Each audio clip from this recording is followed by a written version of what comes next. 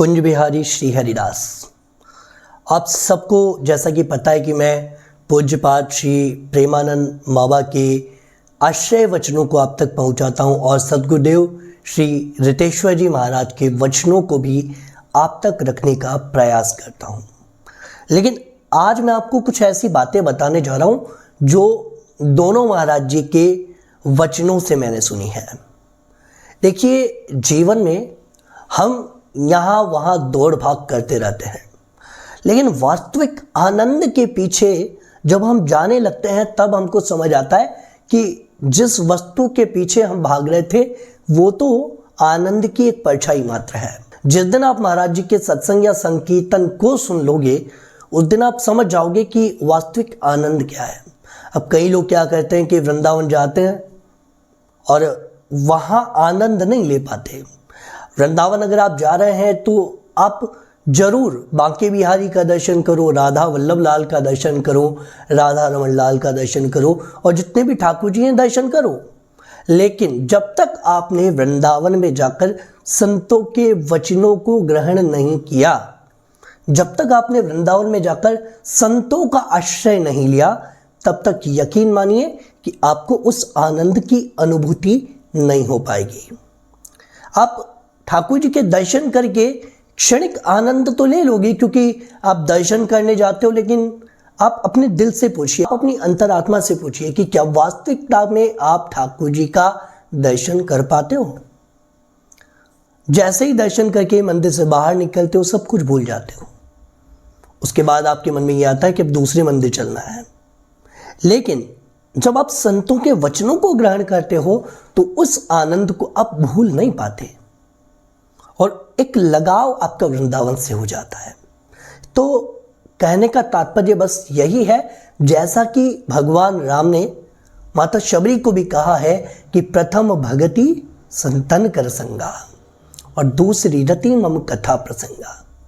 वृंदावन में हम आनंद लेने जा रहे हैं, भक्ति प्राप्त करने जा रहे हैं। तो भक्ति प्राप्त करने के लिए भगवान राम के आश्रय वचन को तो पकड़ना पड़ेगा। प्रथम भगति संतन का संगा, तो संतों का संग जब तक नहीं करेंगे तब तक वो आनंद कैसे मिलेगा। तो आप जब भी श्रीधाम जाएं, जब भी आप बरसाना जाएं, जब भी आप ब्रज के किसी भी क्षेत्र में जाएं या फिर किसी भी तीर्थ में किसी भी धाम में जाएं, तो ये प्रयास अवश्य कीजिए कि वहाँ जाकर आप वहाँ के ठाकुरों का दर्शन जरूर करें। लेकिन उसके बाद कुछ दिन, 1-2 दिन एक्स्ट्रा निकाल लीजिए और उन दिनों में आप सत्संग भी ग्रहण कीजिए, क्योंकि सत्संग से जीवन का संग सुधरता है। प्रथम भगति संतन का संगा, दूसरी रति मम कथा प्रसंगा। और जब संतों का संग होता है, कथा का प्रसंग होता है, यानी कि कथा श्रवण हम जब करते हैं संतों के द्वारा, तो उसके बाद हमें ठाकुर जी पर विश्वास होता है। प्रथम भगति संतन का संगा, दूसरी रति मम कथा प्रसंगा और तीसरी रति मम दृढ़ विश्वासा।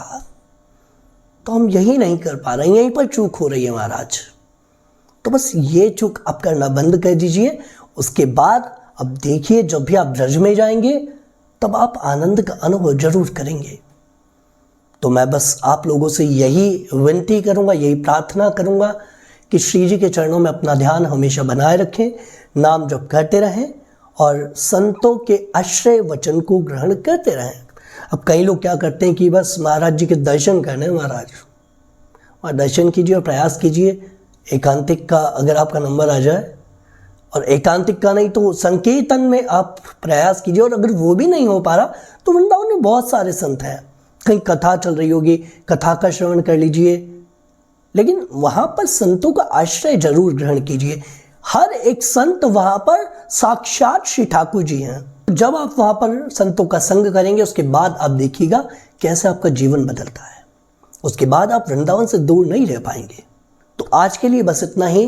अगर आप इस वीडियो को देख रहे हैं तो आप लोगों से यही प्रार्थना है कि चैनल को सब्सक्राइब ज़रूर कीजिए, क्योंकि आप लोगों के सहयोग के बिना हम इस श्रृंखला को आगे नहीं बढ़ा पाएंगे।